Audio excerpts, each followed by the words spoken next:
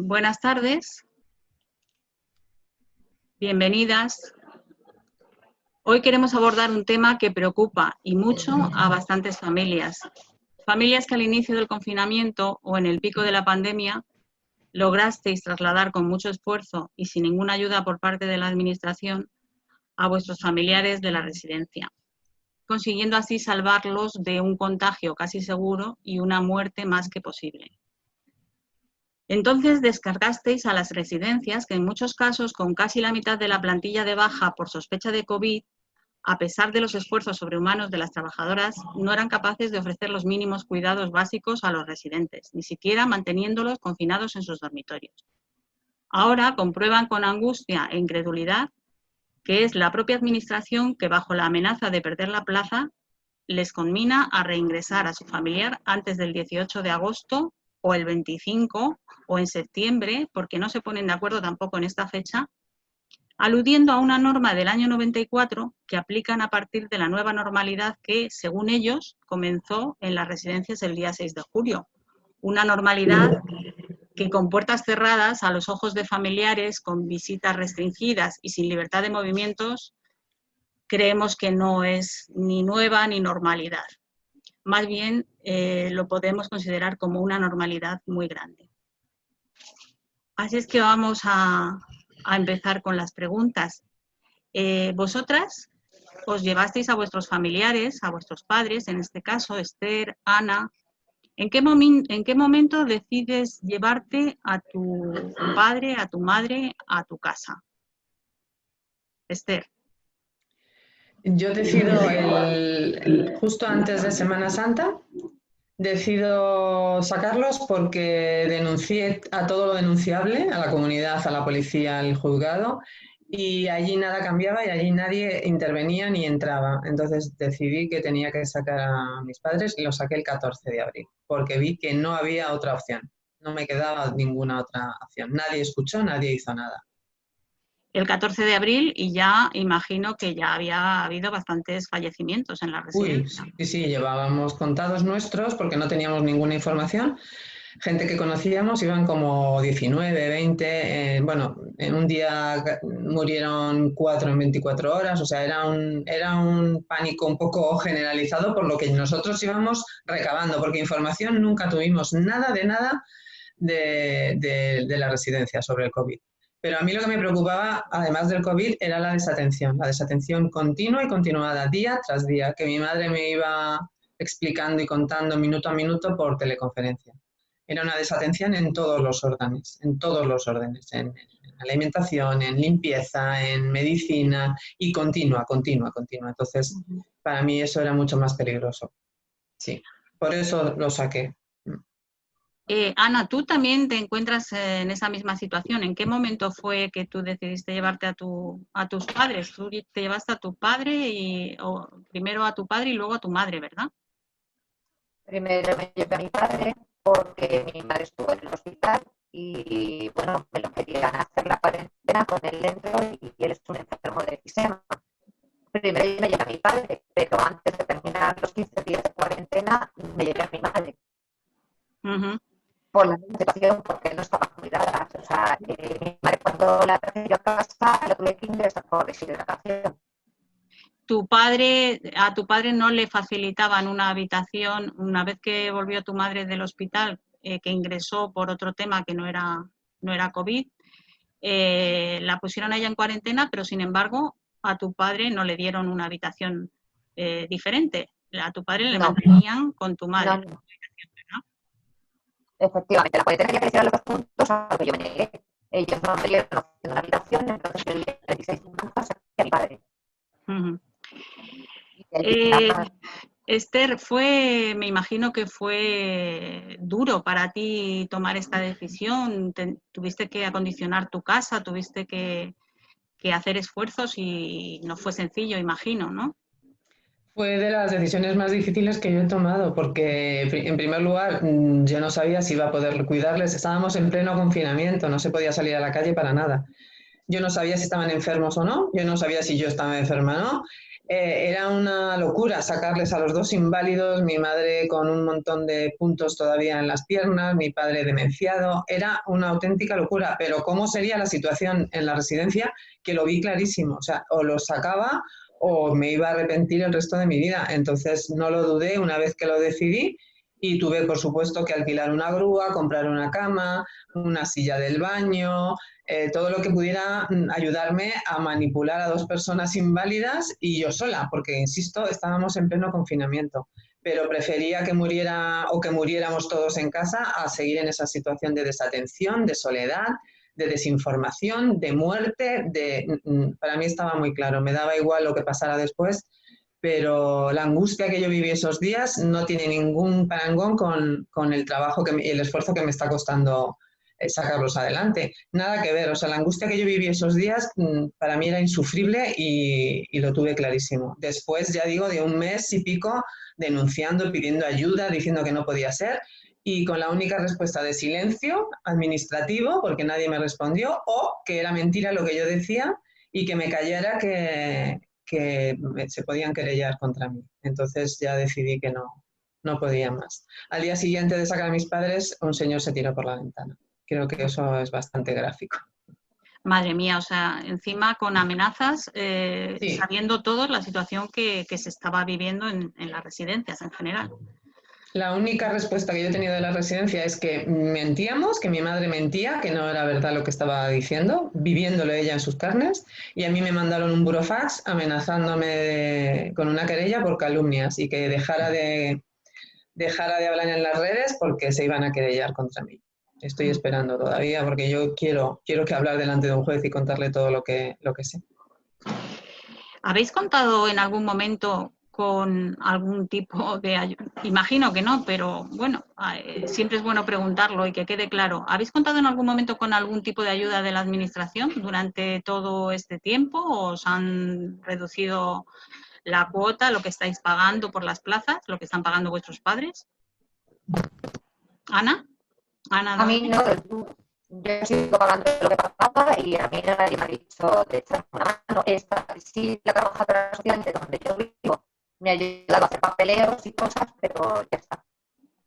Vamos, que te entendemos muy mal, pero vamos, que no has recibido ninguna ayuda, salvo que la trabajadora social te ha ayudado con papeleos. ¿Pero la trabajadora social de la residencia? No, del ambulatorio de aquí donde yo vivo. La trabajadora social del ambulatorio. Exactamente. Vale.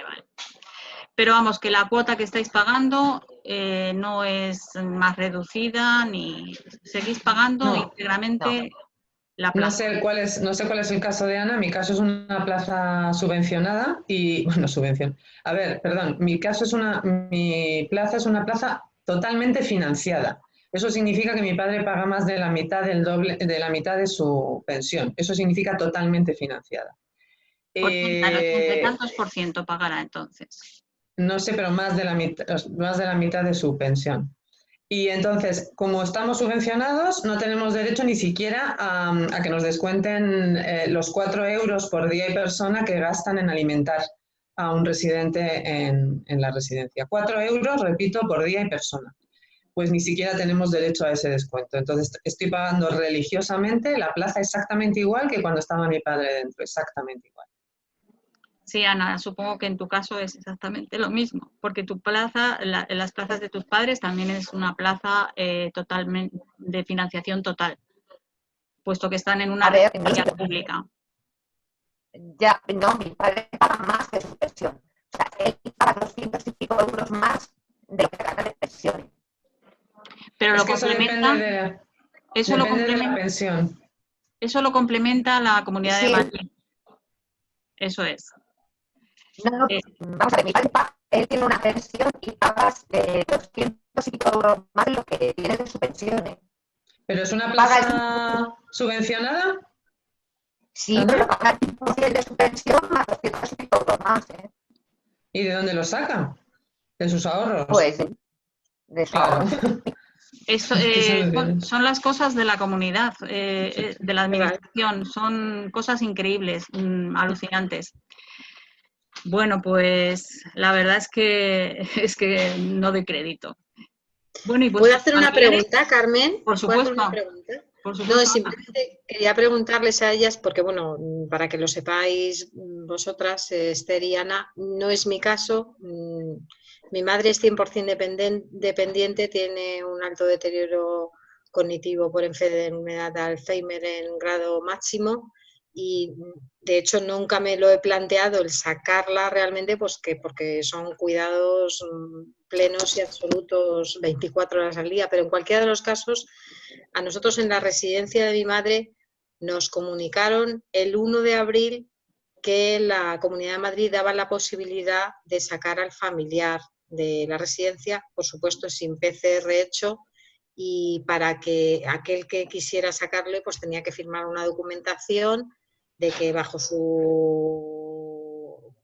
riesgo lo sacaba, que el familiar iba a salir totalmente, digamos, saludable, eso sí, sin un test de PCR hecho, y nosotros de hecho dirigimos una carta a la Comunidad de Madrid, digamos yo en representación del resto de familiares de la residencia, pues quejándonos y reclamando sobre ese tema porque nos parecía realmente un suicidio. O sea, yo no digo porque es muy libre de cada uno, lógicamente, el miedo que habéis pasado y que hemos pasado todos, y entiendo perfectamente porque yo he estado muy angustiada y bueno, pues todos los días era un temor por la salud de cada uno de nuestros familiares y se han vivido verdaderos momentos de terror. Pero lo que me parecía realmente de juzgado de guardia es que la Comunidad de Madrid diera la posibilidad de sacar a tu familiar sin ni tan siquiera un PCR hecho, con el riesgo de que el familiar pudiera salir o no contagiado, pero que a su vez la familia, pues, o sea, yo para mí eso está bien si lo ofreces y donde va el familiar hay unos test hechos y el propio familiar o el propio residente tiene el test, porque eso hubiera sido garantía de algo, pero realmente fue un acto de fe. Vosotros habéis hecho un acto de fe en este tema. Sí, ha sido Sí, una verdadera barbaridad lo que han hecho, porque no ha habido garantías ni para familias, ni para residentes, ni para nadie. O sea, es que ha sido una verdadera barbaridad. de hecho, como os he dicho antes, yo decidí que no me importa, o sea, lo que pasara después iba a pasar en mi casa y me daba igual para si estaban enfermos o caíamos enfermos, pues nos quedábamos en casa y moríamos en casa. O sea, yo lo tenía así de claro. Pero lo que no podía soportar es que además pudiera pasar algo allí dentro y yo no tener ningún acceso ni poderlos ver. O sea, esa angustia a mí es que no me dejaba vivir. Entonces decidí, fue un suicidio los primeros 15 días. En la residencia donde mi padre está, tuvimos el aviso de que podíamos sacarlos el 27 de marzo, pero además de una manera increíble, porque nos enteramos por un chat que tenemos entre los familiares, no hubo una comunicación oficial, por lo tanto hay gente que no se enteró que podía sacar a su padre.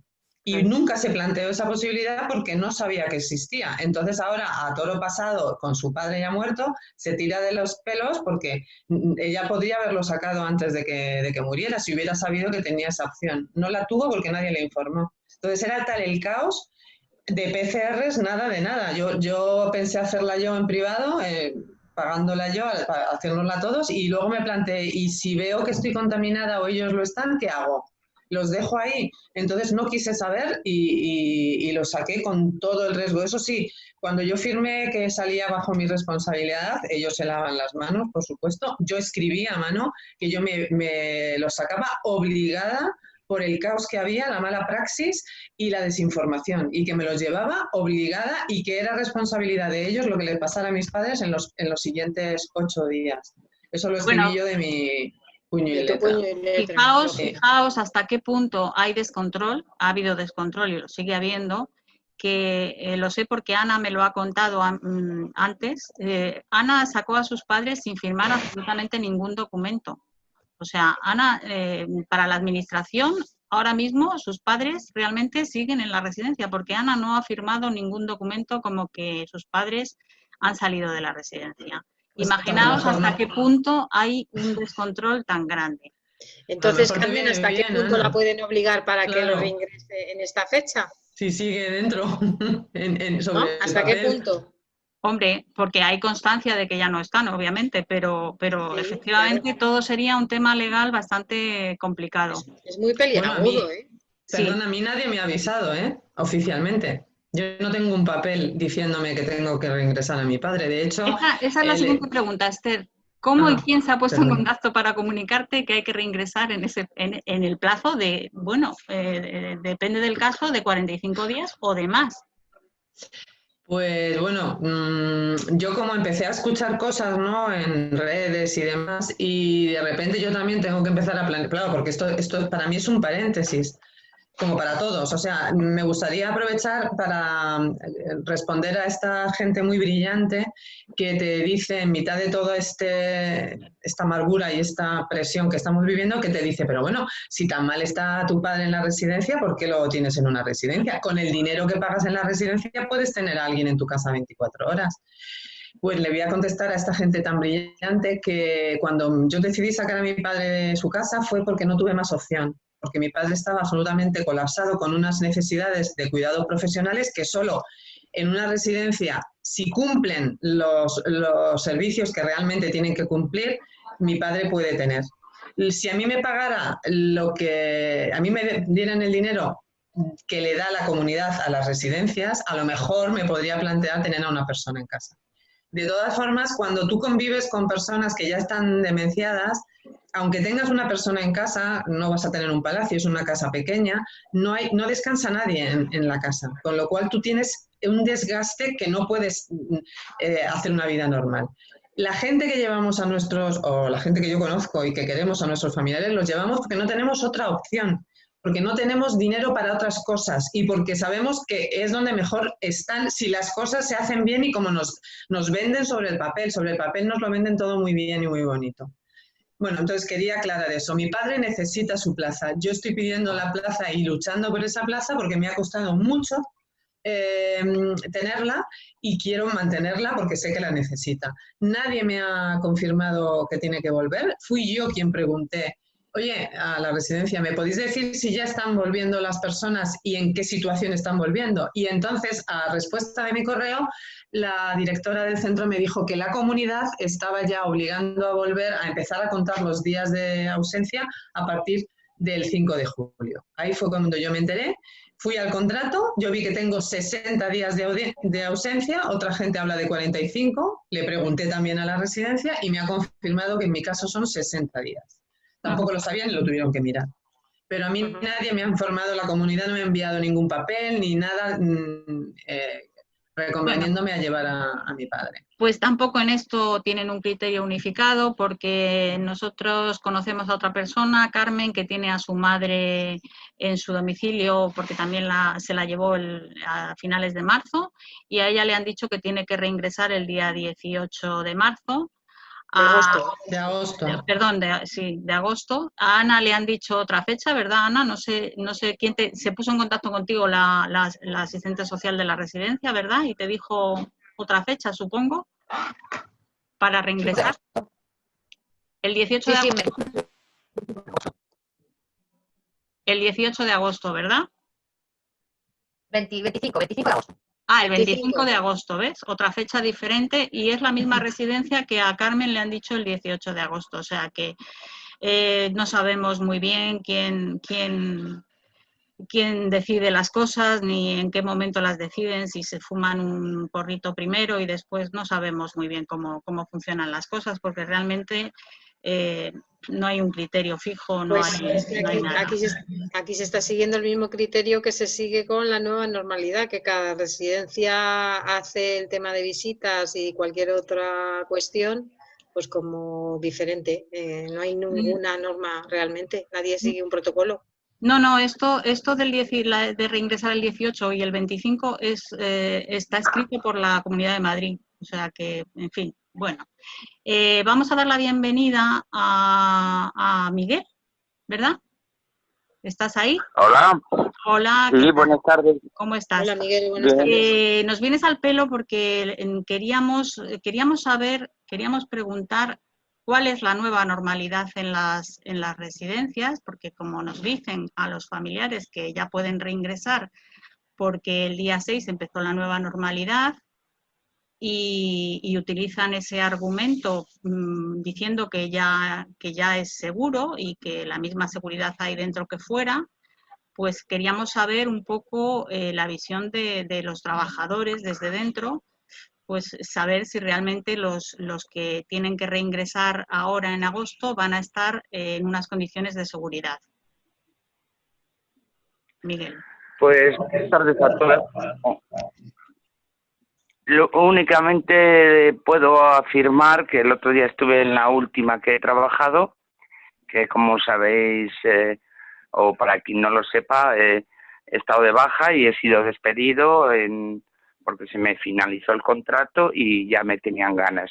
Yo estuve el otro día en esta última que he trabajado y como ustedes sabrán, como familiares que tienen un protocolo de entrada con toma de temperatura, higiene de pies al entrar, pero sorprendentemente yo entré y vi que algunos de los trabajadores no llevaban mascarilla, el ambiente sigue igual.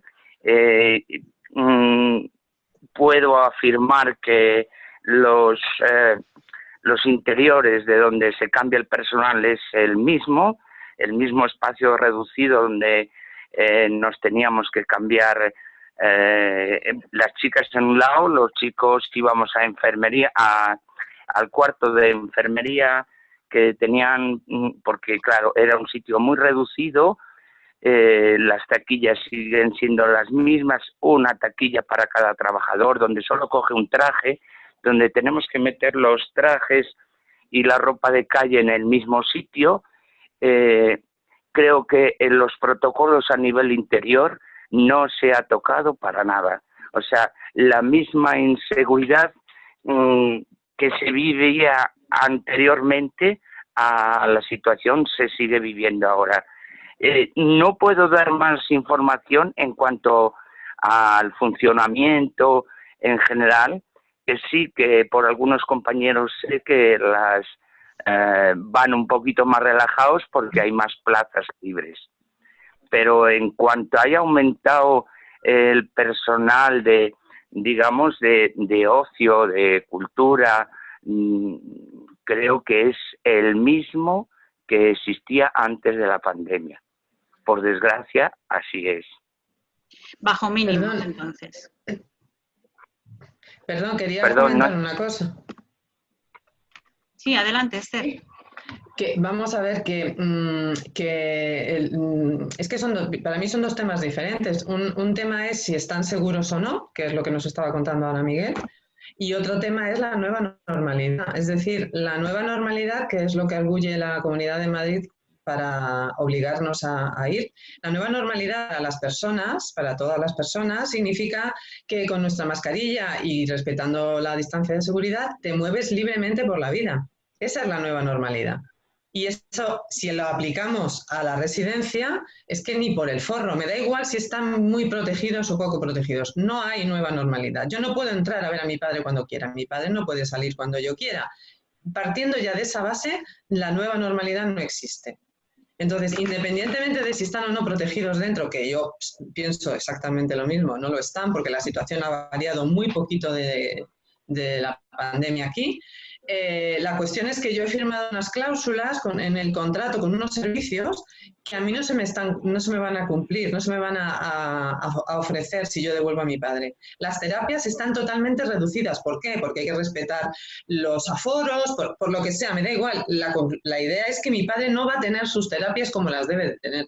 Entonces, la nueva normalidad para mí sería que mi padre tenga sus terapias, que yo pueda entrar a verle. Eso sería la nueva normalidad. Ahora, si estamos hablando de un concepto que solo ellos conocen, ¿qué quiere decir nueva normalidad? Como argumento para hacernos devolver a nuestros padres, no tiene ningún fundamento, no tiene ninguna base. No hay nueva normalidad en las residencias. Y no están cumpliendo los servicios que nos tendrían que dar, que es lo que hemos firmado. Terapias, estimulación cognitiva, libertad para moverse ellos por la residencia, bajar al patio a tomar el sol. Eso no está existiendo, por lo que sea, por el aforo, por los protocolos del COVID, me da igual, lo que sea, no se está cumpliendo. Por lo tanto, la comunidad no está cumpliendo la parte de su contrato. ¿Cómo nos obliga a nosotros cumplir una clausulita de un contrato en el que ellos no cumplen la inmensa mayoría de servicios. Eso es una cosa, y por otro lado lo de la seguridad, que por supuesto yo no estoy dentro, no lo puedo saber, pero lo que yo escucho tampoco me da muchas garantías. Me parece que es importante diferenciar cuando hablamos de nueva normalidad. Efectivamente, lo has definido muy clarito, Esther. La nueva normalidad fuera es una. Dentro de las residencias se han hecho guetos, donde hay unas normas alegales que no son las mismas que para el resto de los ciudadanos, se les conculcan los derechos en base a que viven en una institución y nadie se preocupa de mantener unos mínimos de leyes igual que el resto de los ciudadanos, sin más. Y luego, por otro lado, efectivamente, la poca seguridad que sigue existiendo no te da ningún tipo de garantía a la hora de reingresar a tu familiar después de ese esfuerzo que habéis hecho las familias para en su día poder salvar a vuestros familiares. Muchísimas gracias por haber estado hoy compartiendo con nosotros vuestra experiencia. Desde Marea de Residencias invitamos a la Administración a rectificar, porque obligar a las familias a reingresar a su familiar bajo la amenaza de la pérdida de plaza es una equivocación tremenda que podría y traerá trágicas consecuencias si siguen adelante con ello. Las instituciones han de estar al servicio de los ciudadanos y no de las empresas. Me gustaría, antes de terminar, contrastar un poquito el segundo criterio de la Comunidad de Madrid. El segundo criterio es que la lista de espera tiene que correr.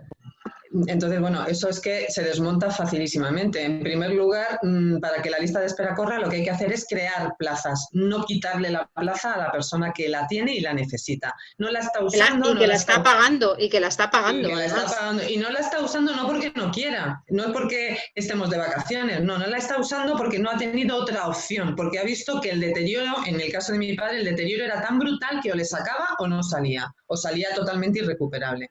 Por un lado eso, crea plazas y no se la quites al que la tiene. Por otro lado, hay 6.000 plazas de todos los muertos que ha habido en las residencias de Madrid. Desafortunadamente hay 6.000 plazas disponibles.